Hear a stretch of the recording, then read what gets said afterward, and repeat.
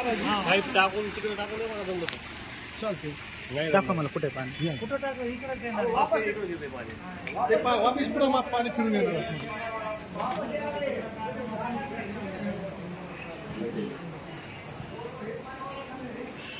हेच पाणी सर्व वापस चाललंय बघा. किती होतं पाणी सकाळी 7 घंटे झाले मोटर चालू, रात्री बंद केली. बॅक साइड ऑफ भोपळे हॉस्पिटल.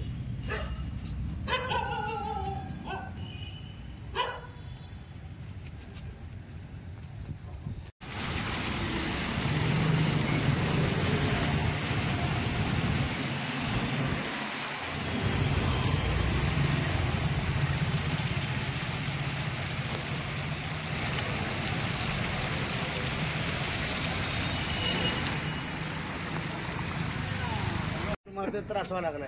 त्याच्या माझ्या रे पण ती भूक हे बँकेची जागा आहे तिथं. रेस्ट आला शिवाय दिली पण जमा झालं इथं पाणी.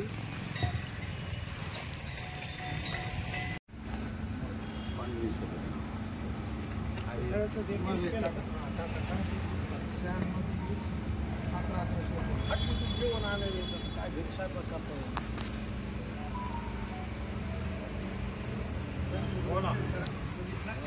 आपल्याला काय अडचण आहे सांग. हे शाहूनगर मध्ये सम्राट चौकापासून ते पाठीमागाचा जो नाला आहे भोपळे हॉस्पिटल पर्यंतचा, हा नाला पुढे काही प्लॉट धारकांनी अतिक्रमण केलंय आणि त्याच्यामुळे पूर्ण नाला बंद पडला. इथं जवळपास 100 लोकांच्या घरात पाणी घुसले. जवळपास इथे 20 ते 25 मोटरांनी घरातून बाहेर काढणं पाणी चालू आहे. आता पाऊस नसताना 3-4 दिवस झाले पाऊस उघडलाय तरी ही अवस्था आहे. म्हणजे आता गुडघ्यात कमरात बऱ्याच ठिकाणी सगळ्या घरात लोकांचे पाणी, दुर्गंधी पसरली, रोगराई पसरायची शक्यता आहे. आणि अजून पाऊस सांगितलाय मग त्याच्यानंतर तर फार छाती इतकं पाणी होणार आहे सगळ्या लोकांच्या घरात. लवकरात लवकर अतिक्रमण काढून हे पाणी कुठतरी निचरा करण्यात यावा, व्यवस्था करा. खूप लोक परेशान झाले.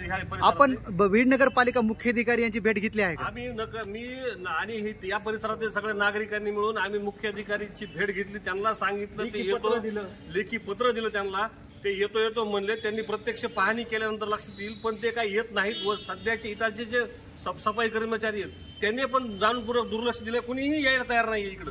आणि कचरा सगळा रोडवर येऊन प्रत्येक घरात दुर्गंधी पसरते. त्या पाण्याचं जर अडचण नाही झाली तर आपण आपली पुढची दिशा काय असणार आहे? ह्या जर लवकरात लवकर हे 2 दिवसाच्या आत जर पाणी नाही काढलं तर आम्ही मोठ्या प्रमाणात आंदोलन करणार. ह्याबद्दल तीव्र आंदोलन केलं जाईल. जालना रोड अडवू किंवा काय जे आम्हाला जे वाटेल त्या प्रकारचं तीव्र आंदोलन करण्यात येईल लवकरात लवकर.